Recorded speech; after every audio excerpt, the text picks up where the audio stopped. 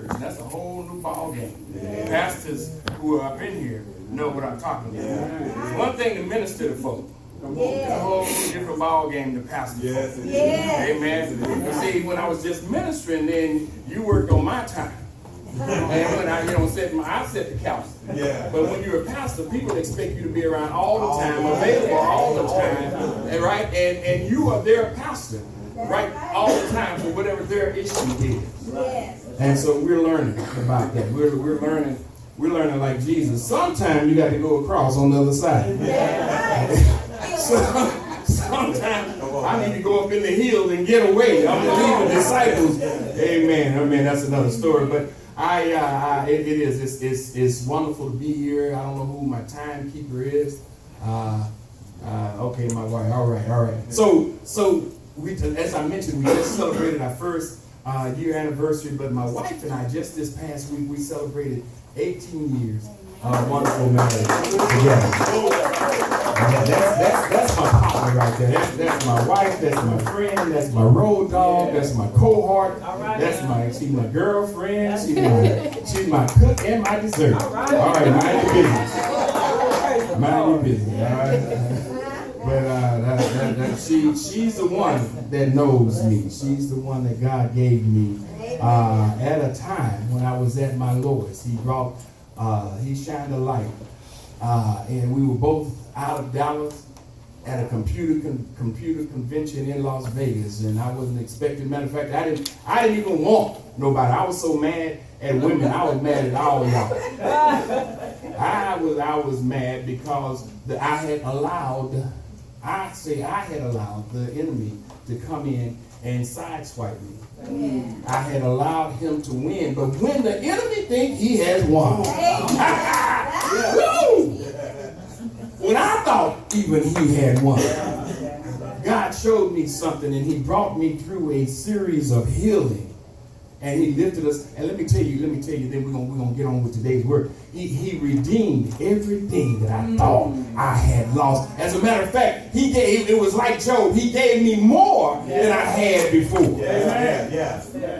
I got folk that's looking at me and knew me in my other life, hating on me in this life. And I like me some haters, I'm just saying. Because I know that my haters are my motivators. Yeah. My haters are my elevators. Yeah. My haters are my escalators. Okay, I can rhyme. But God did some things. God has done some things, and it's wonderful to be here. Again, it was an honor when Sister Celia, we met at Covenant Church. We went through ministry training together with my wife, and Sister Celia and I, we call each other. We laugh about our church upbringing, and she would call me brethren, and I called her sister. And so we walked into class, "Hey, sister," and she said, "Hey, brethren." And not a whole lot of people knew what we were talking about, but we had a foundation, and we were trying to go deeper at that time. And when she invited me here, she was at our first year anniversary, and she came up to me right afterwards and said, "Cedric, can you come and can you be a part of our conference?" I'm like, "Sister, you whatever we can do." Now, go talk to Michelle, because I'm going to mess up the calendar. If I say yes, then that means I got 3 or 4 things. But talk to Michelle, and I say all of that to say it's wonderful to be here. Amen. And it's even more wonderful when you can work with family. Yes. It was a beautiful thing. Now I want to ask the praise singer, is that all sisters? That's a wonderful thing. Amen. That's a wonderful thing when you can do that. It's one thing when you're in the Sunbeam choir. Mom and them make you sing, but it's a whole different ball game when everybody has gone their own way and doing their own thing, but we can still come together and praise God together. That's saying something. That's saying that you had a foundation somewhere that was right. I'm not saying it was perfect, but it was right. And it directed you in the right way. So it's wonderful. Y'all, you started out with a song, I have to tell you, and I'm going to get to this. But you started out with a song, and you were talking about immediately. Immediately, and we're walking through our church. We're walking through the book of John, and in the 6th chapter, when Jesus fed the 5,000. He fed the 5,000, and then he sent his disciples on. He said, I'm going to go up here. And he sent them away. And he came walking to them at night. He came walking to them at night, and they were a little afraid. And Peter called out to him, and he let Peter walk on the water. But then John says that when they pulled him into the boat, that they arrived at the land immediately. And I had to check that, because I had really, you know how you read over things, and that jumped out to me. It said they arrived. So you were out in the middle of the sea, but you pulled Jesus in, and you get to where you're going. And so when they were singing about immediately, my spirit, it's like I'm trying to be cool over here in this corner, but immediately. And so I had to go, I had to check my Strongs. I want to make sure I'm reading this right, because, you got the Greek and the Hebrew. So let me check my Strongs to make sure it means right away. It means right then. And then they say, yeah, because that's the same word when Jesus healed the guy with leprosy. Yeah. And he said he touched him and he became clean immediately. Okay. So we're talking about the right immediately. So that means there's some power when I bring Jesus in. Some things start to happen, not tomorrow. Come on, but immediately. Come on.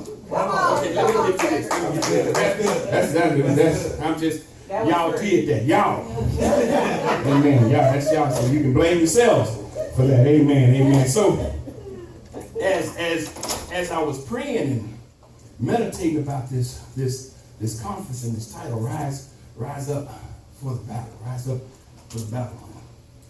Come out from hiding. And a lot of stuff came to mind. A lot of battles came to mind. And of course, there are some fierce battles. There are some battles that are very familiar, some that are unfamiliar. And of course, the very first one, I'm glad I didn't go with it, because the man that came before me went with that one, and I didn't. That's like, okay.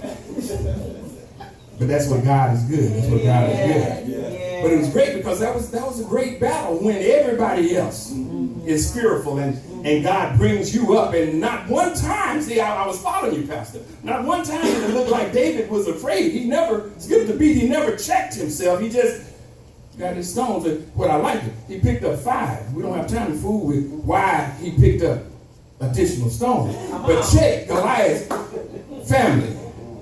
Check how many brothers Goliath had.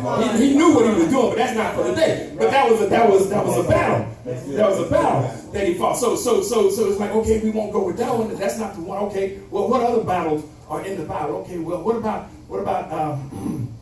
when Joshua and the children of Israel were at Jericho? And God told him, say, here's what I need for you to do. I want you for 6 days to march around one time, every day. But on the 7th day, I want you to march around 7 times. And then on the 7th time, I want you to put out a shout. Come on. And when they put out a shout, the walls came, how we used to say, the walls came tumbling down. See, it's one thing to get your shout on. It's a whole different ball game when you get your shout on with obedience, because the power of God is not just an emotional thing. It's a God spiritual thing. Good. So I said, okay, well, but that's not the one. Okay. How about Gideon? He had a battle. He had a battle. He wasn't even too sure about himself, but he said, okay, God, you've assured me that this is for me. Okay, all right. So he went and got as many men as he can, because if you want to fight, you want a whole lot of slack. Right. That's what we used to call it. You got my slack high, yeah. So he had 32,000 folk. That was his slack. And now, if you're going to go into a war, I got 32 partners. That means it's 32,001. All right, that's a good number. Let's go to battle. God said, no. Hold on, Gideon. Come on. Wait. That's too many. See, because if you go with the 32,000 and y'all win, then y'all get it. I need you to know this is about me. See, God has something. There's something about His glory. See, our foundational scripture at our church is 1 Corinthians 10 and 31. And whatsoever you do, whether you eat or drink, do it to the glory of God. So when you having a burger, when you stop by, what a burger? Come on. Well. Come on. As you see, I've had a lot of God.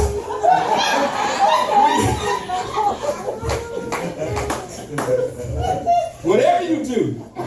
So he told them, no, 32,000, that's too many. So Gideon said, okay, whichever one of y'all, a little bit afraid, y'all go ahead home. And to his dismay, 22,000 left.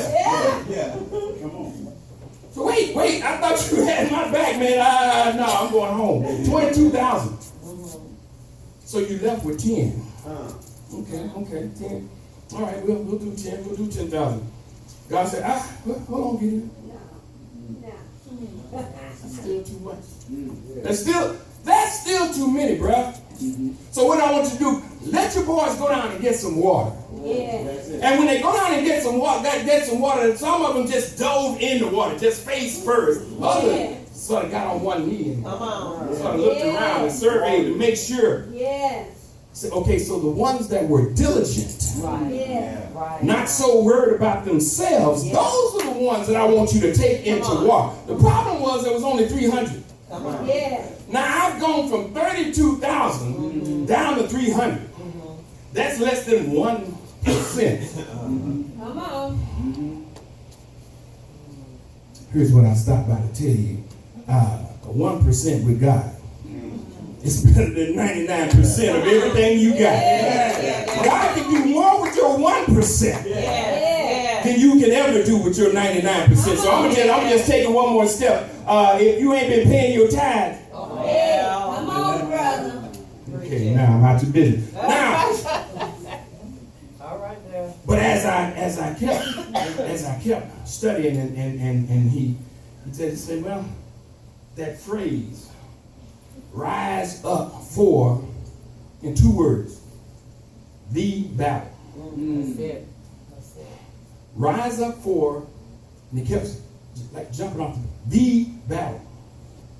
Okay, so stay right there. The battle. And I prayed and think about it, and finally it came to me. Oh. The battle. So he took me to Mark 3:25. And where it's said in Mark 3:25, it says, a house divided against itself cannot stand. Now, wait a minute, Lord. This is when the scribes are coming against Jesus and they're telling Jesus that he is Satan, casting out Satan, because he's been casting demons out of people. And they're saying he's possessed.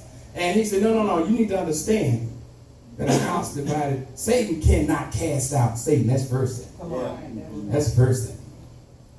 Second thing is a house divided against itself. A kingdom divided against itself. Okay. So he said, here's what I want you to tell him, Cedric. I must do battle with the enemy. That's pretty simple, Lord. Rise up for the battle. I must do battle with the enemy. Yeah, that's what. No. Listen, son. Repeat with me. I must do battle with the inner me.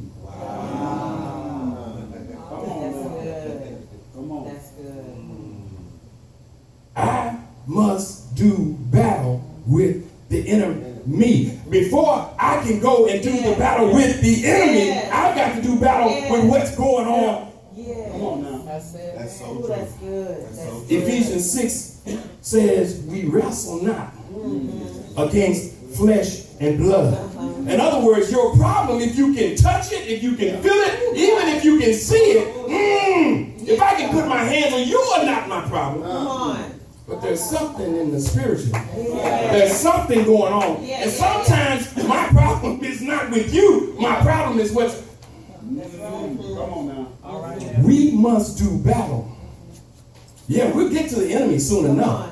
But I need to deal with what's going on with me. That's it. I must do battle with the enemy. My wife and I and his brother, I was glad to hear your therapist. I was glad to hear that. I didn't know that.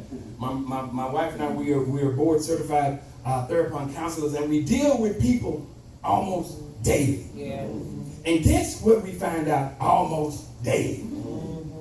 That the problem that they are fighting with is not my husband is jacked up, my children aren't jacked up, the people on the job don't have a problem. That person that was driving down the highway that pulled over in front of me, it wasn't their problem, it was my problem.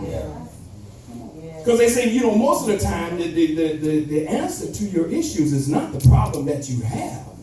It's how you deal with the problem that you have. Right. And most of us, come on now, we church folk up in here. So I can talk like family. Hopefully I can just be honest with you. Can I let my hair down? Let your hair I just want to let my hair down. That's okay.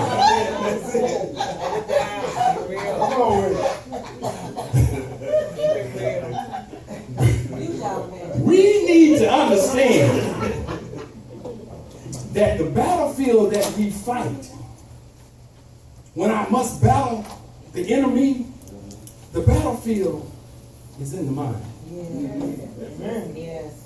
If the enemy can get your mind, Yes. he has you. Yes. And see, the problem is most of us don't realize that we are made, we are trichotomous. We are a threefold being just like God is. We are spirit, soul, and body. So he can't take our spirit, but what he will try to do is get our soul. Your soul is your mind, your will, and your emotion. And if I can get your mind all messed up, I got you. So we'll spend time fighting with ourselves, or come on now, because we church folk. Come on, say it. And I know how to dress it up. Come on, wait a minute. How you doing? I'm blessed and highly favored.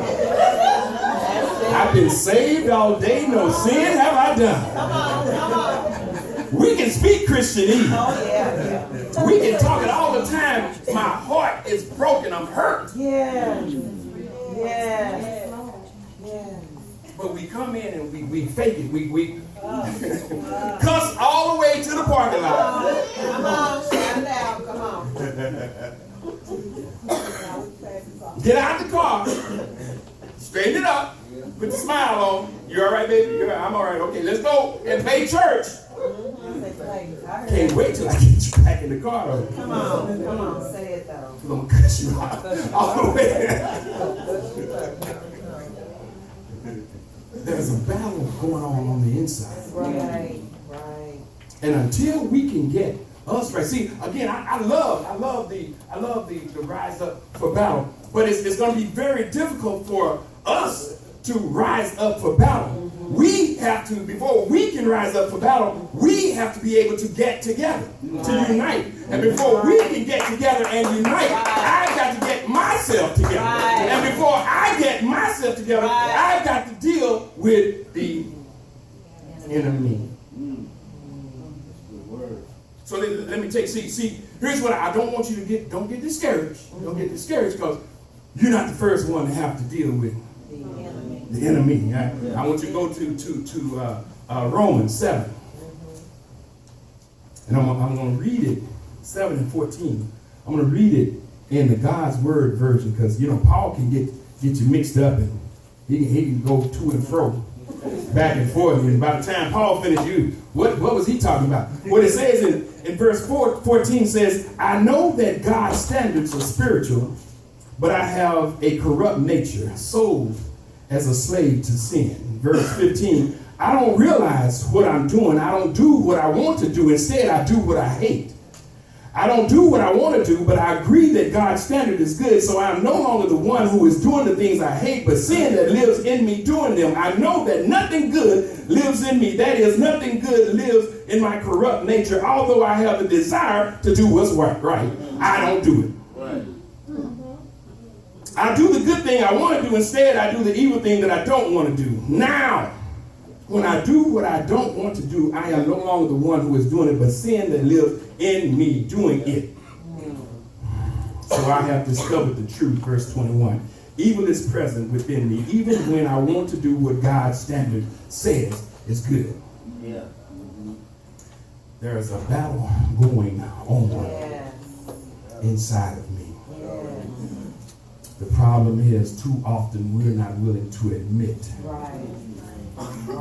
And so here's the problem. As a therapon, we believe in one foundational sentence, and that is people do what they do because they believe what they believe. So a lot of things I wouldn't do it if I didn't honestly believe it.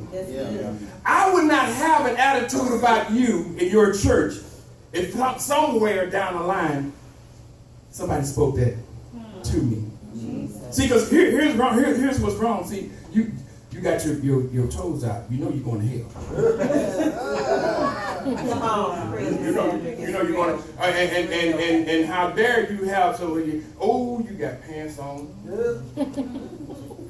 Just miss heaven. Just miss heaven. Just miss heaven. And those earrings are just a little bit bigger than they're supposed to. Sorry.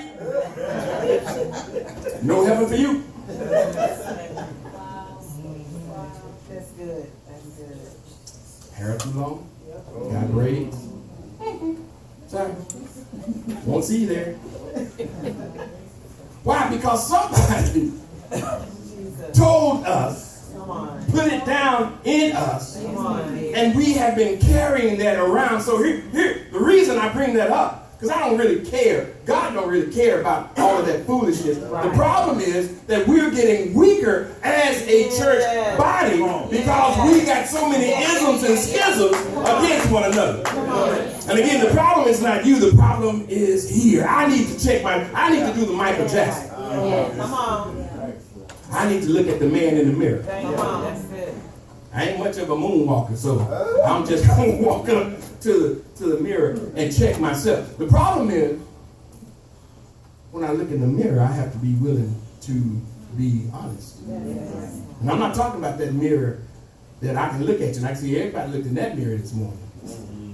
I'm talking about that spiritual mirror. What did Peter say? We look through that glass darkly. Can't really see what's going on. We look in a mirror, we see our image, then we walk away and we forget. So the Holy Spirit has hearkened us to that thing. Holy Spirit has prompted us to that thing. But you know what? I'd much rather go along with what somebody told me, because you know what? It's easier for me to just go along with that than it is for me to change, because change is hard. Change is difficult. Change requires work. But I can just go along and get along. See, the problem is, here's your problem. Here's your problem. Your problem. Notice I say your problem. Your problem is your denomination is the wrong denomination. Your denomination. You heard in my write-up. My daddy was Baptist, and bless his heart, he had it wrong too. And so, then maybe you are Church of Christ and you feel like Church of Christ is the only one that's going to heaven because we don't put music in our deal. And the Church of God in Christ, we got all music. And you're watching because I'm going to kick the chair over. If I'm Catholic, then I know how to pray, but I can get up and down, and our services are quick. Plus, I can drink some wine, Jack.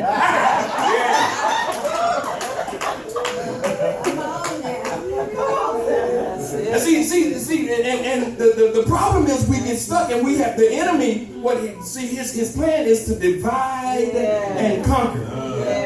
So if I can get you to go over here and you have your 4.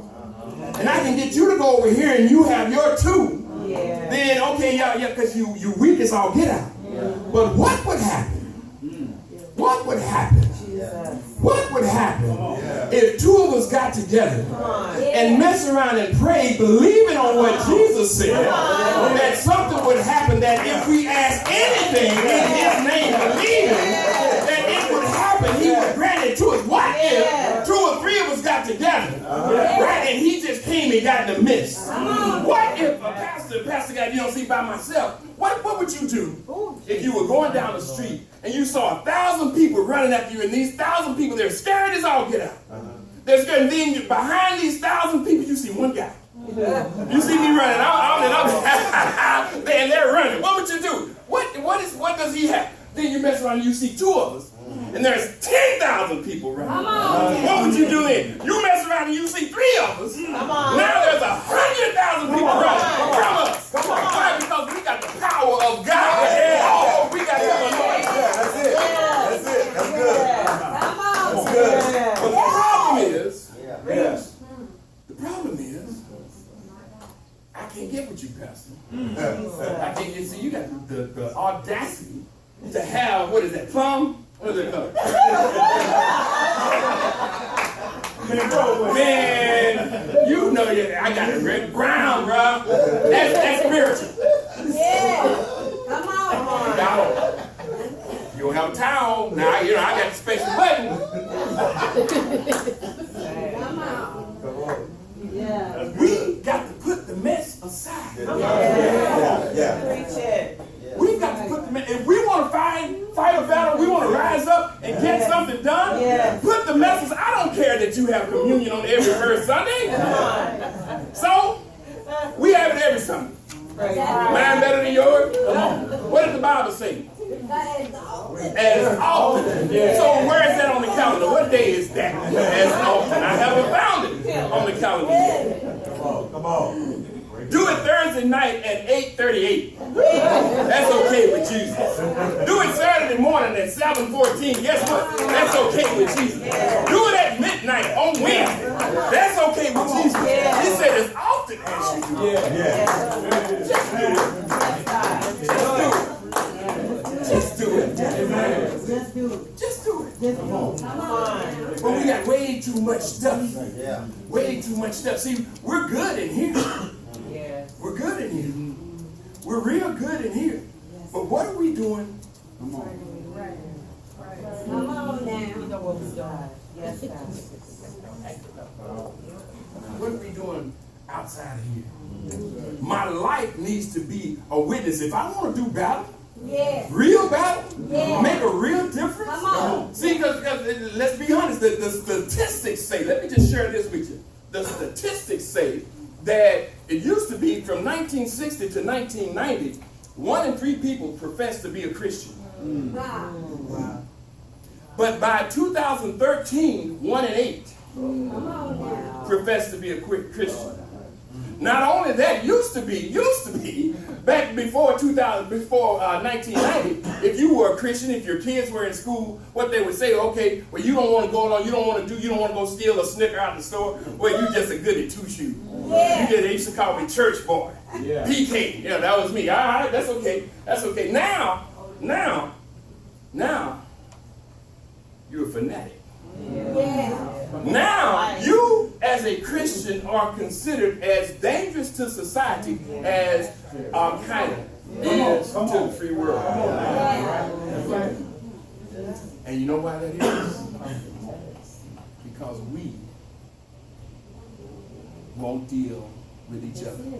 We are so segregated that we will not worship together. Come on now. Mine is, your church service too long. Your church service too short. You don't have a cross up there. Well, I got a cross, but your cross got Jesus on it. Come on. Your choir sing too long. Your choir. We won't have a choir. We got one person. Well, I can't come to your church. She was up there praising, dancing in church. You can't hear. You know you're going to hell. Dancing in church. If I recall, you didn't dance out your clothes. David danced out of his, and I didn't see any condemnation on that, aside from his wife. Come on now. Forget all of the stupid stuff. It's about glorifying God. Yes. Period. If we could get together, all the stupid stuff that we're seeing in the presidential election, all the stupid stuff that we're seeing in reference to police officers shooting our own, if we could just get together. We don't have to, you don't have to do like the guy did in Dallas and start shooting folks. That's not the way to do it. But he's given us power and authority. But we have to be willing to work together. All right. See, here's the thing. There's a time for you to be by yourself. There's a time for you to operate. David, because nobody else would go with him, he had to step out. There's going to be a time where you're going to have to step out on your own. That's right. There's a story about an eagle. Eagle fell out of his mom's nest and landed in a chicken yard. Eagle landed in a chicken yard, and as the eagle, he knew it was different, but the mama hen took him in and said she'd raise him as her own. But everybody knew it was different. Everybody knew the chicken was different, and the eagle was different. But when the eagle started trying to act like an eagle, the chickens were telling, no, don't be looking up, no, you look down and pick off the ground. He saw a fish jumping in the pond, and he was like, man, why don't we go get some of that fish? Look down, they're gonna throw some stuff around here. You pick off the ground. And as he got bigger and he started flapping his wings, hey, what are you doing? We don't do that. We walk around, lay an egg or two, and then we go in the chicken coop at night. That's what we do. And one day the eagle had the opportunity to walk past a tree, and there was an owl in the tree. And the owl told him, look here. Somebody done told you wrong. I know the environment that you're in. However, the environment that you're in does not depict who you are. Just because you're raised up in the chicken yard does not make you a chicken. Come on now. God has put something in you that you don't, this will not allow you to hang out with the chicken. So the owl told him, he said, no, you're an eagle. You're supposed to fly. You're supposed to hunt. Matter of fact, sometimes you're supposed to be out on by yourself. And one day, as he got older, one day he just decided he was going to do it. He was going to flap. He's going to flap. And all the chickens were protesting. What are you doing? He just took off. And he flew over, and everybody got to a point where everybody's watching the eagle. I wish I could do that. All right. Come on now. That's good. I wish I wasn't a chicken. People are looking to look at you and say, you can do it. I wish I could do it. I wish I could sing like you sing. I wish I could preach like you. Everybody's not going to do it, but you need to do it. The only way you can do it is to deal That's right. with the enemy. Let me finish up. That had nothing to do with what I was supposed to say.